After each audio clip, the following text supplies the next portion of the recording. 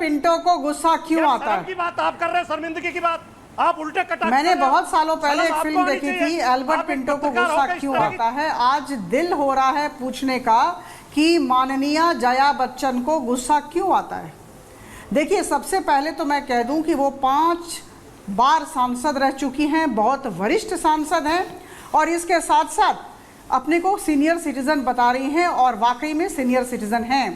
पूरे सम्मान के साथ मैं उनको थोड़ा सा साधारण ज्ञान दे दूं कि माननीय धनखड़ जी राज्यसभा के अध्यक्ष हैं, वो सांसद नहीं हैं, वो देश के उपराष्ट्रपति हैं। वो बार बार कह रही हैं कि हम और आप सांसद है और हम और आप एक ही। उनको पता नहीं है मैम, पहले तो उन्हें यह जानना चाहिए। उनको पता आश्चर्य की बात है कि 5 बार सांसद होने के बाद भी यह कह रही है। और दूसरा मैं कह दूं कि देखिए, मैं 24 वर्ष तक भारतीय प्रशासनिक सेवा में थी और नीति नियम कानून को थोड़ा समझती हूँ, अगर बहुत ज़्यादा नहीं तो थोड़ा तो ज़रूर समझती हूँ।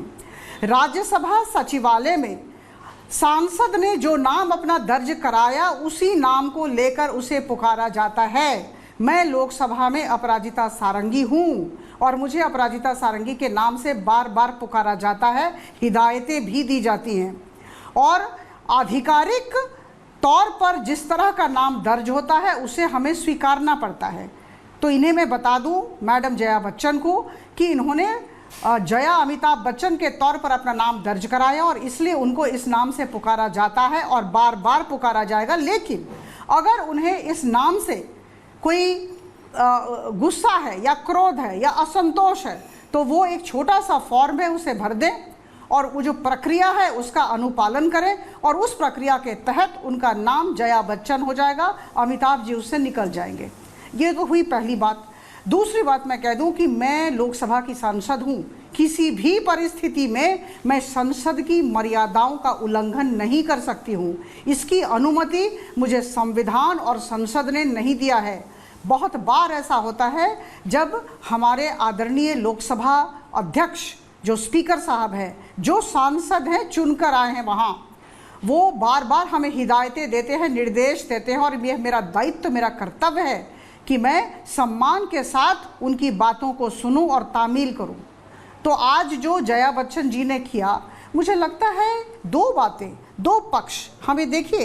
एक तो है कि उनके व्यक्तित्व का यह पक्ष है, बहुत सम्मान के साथ कह रही हूँ, गलत मत समझें, उनके व्यक्तित्व का पक्ष है। जब अगर इंदौर एयरपोर्ट पर एक कैमरामैन आके फ़ोटो लेता है तो उन्हें खौफ हो जाता है। वो जब संसद में, जब सारे सांसदों की विदाई हो रही थी, उन्होंने खुद संसद में माफ़ी मांगा और कहा, हाँ मैं जानती हूँ मुझे बार बार गुस्सा आ जाता है। तो भाई एल्बर्ट पिंटो को गुस्सा क्यों आता है? यह तो बहुत बुरी बात है। और मैं कह दूँ कि इसका एक और पक्ष है जो हमें समझना होगा, ये छोटी बात नहीं है।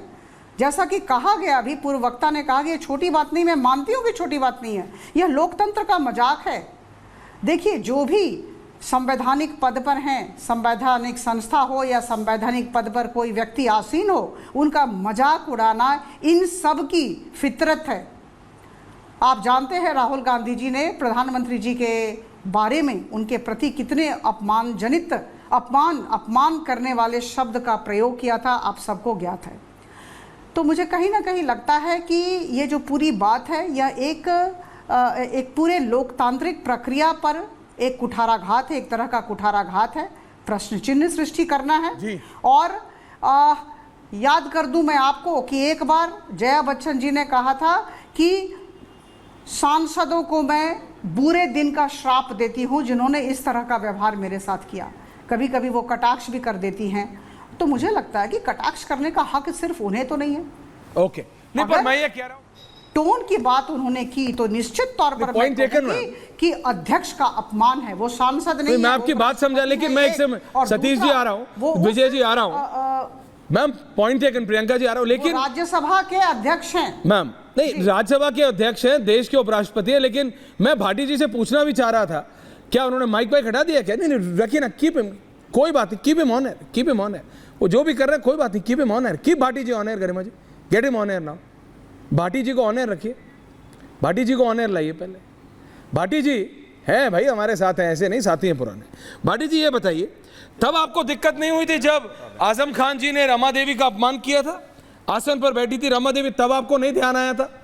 तब आपको नहीं ध्यान आया था ना? आज आपको सारे नियम ध्यान आ गए। मैं तब भी कह रहा हूं भाटी जी, आप मुझे एक नियम बताइए जो कि चेयर ने फॉलो नहीं किया हो, जो कि उपराष्ट्रपति ने फॉलो नहीं किया हो, पीठासीन राज्यसभा में जगदीप धनखड़ जी ने फॉलो नहीं किया हो। मैं मान जाऊंगा। दर्शकों, I am asking you, Satish ji, Vijay Trivedi ji को लाइए जरा, और फिर प्रियंका जी के पास भी जा रहा हूं, क्योंकि भाटी जी मेरे को इसका जवाब नहीं देंगे। मैं सीरियसली पूछना चाह रहा हूं सतीश जी, दिक्कत नाम से है, जय अमिताभ बच्चन से है, कि वो है जो कि उपराष्ट्रपति ने कहा कि विपक्ष मौका ढूंढ रहा है केओस क्रिएट करने का? सतीश जी, इसको दूसरे ढंग से देखता हूं। कौन सा ढंग से? मुझे लगता है कि विपक्ष जो है, मैं भी देखना चाहता हूं। सभापति महोदय का जो काम रहा है वो पिछले कई एक साल से या 2 साल, 1-1.5 साल से उससे कहीं न कहीं संतुष्ट नहीं है। उनके तटस्थता पे, उनके न्यूट्रलिटी पे सर संतुष्ट नहीं और है तो कई तरह के मुद्दे लगातार आ रहे हैं। नाम लेने पे नो सुनिए, कॉन्फिडेंस मेरी मोशन बात लाने की बात करेंगे? देखिए, नाम लेने पे भी मैं बोल रहा हूं जी, नाम लेने पे ही बोल रहा हूं। जया अमिताभ बच्चन जरूर लिखा है उन्होंने, लेकिन मुझे ये सवाल बता दीजिए कि ये पूरा नाम से माननीय सभापति महोदय ने कितने सदस्यों को एड्रेस किया है पिछले 1-1.5 साल का? थोड़ा स्टैटिस्टिक्स हमें बता दीजिए। ओके। तो ये हो सकता है कि उन्होंने खुद नाम लिखाया, ये बात सच है। उनको गुस्सा भी आता है, ये बात भी सच है। लेकिन जब आप सभा के आप अध्यक्ष हैं तो आपको सबको मिला के चलना होता है। उनका पिछले कई बारों से लगता है, मैंने अल्बर्ट पिंटो वाली बात जो मैडम ने कहा, भाजपा की माननीय लोकसभा सदस्य ने, तो अल्बर्ट पिंटो तो हर जगह है, इसमें तो कहीं कोई दो राय नहीं। और दूसरा, एक और को कौन किसको क्या किस तरह से बोलता है, तो सिर्फ ऐसा तो नहीं सब दूध के धुले हुए हैं। ओलंपिक का गोल्ड मेडल बांटना होगा अपमानजनक शब्दों का इस्तेमाल में, तो पता नहीं कितने गोल्ड मेडल बांटने पड़ेंगे और ये गोल्ड मेडल हर तरफ बटेंगे।